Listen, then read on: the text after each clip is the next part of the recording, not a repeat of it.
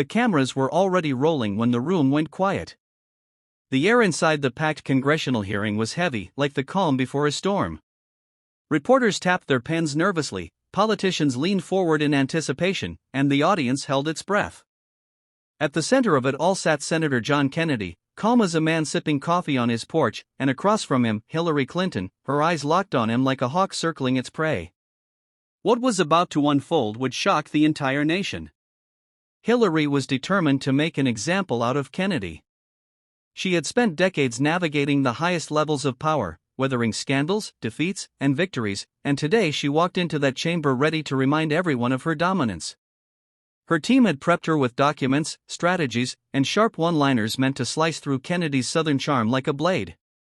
She had one goal: to dismantle him publicly, to leave his reputation bruised beyond repair. The first moments were ruthless.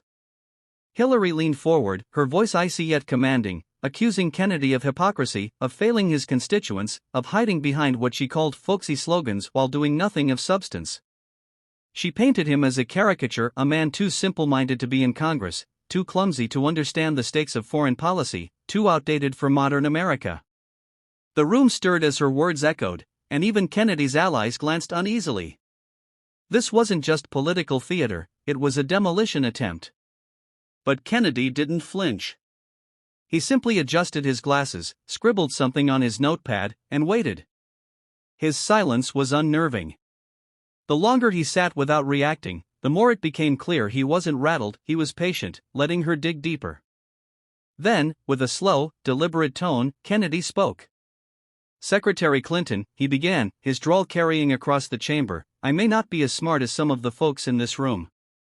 But I do know the difference between caring for people and caring about power. And I reckon the American people can tell the difference too." The words landed like a thunderclap. Clinton's expression stiffened. She tried to interrupt, but Kennedy pressed forward, his voice calm yet sharp.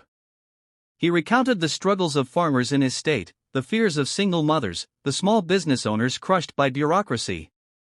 He painted a picture not of statistics, but of real people, their hardships, their tears, their hopes.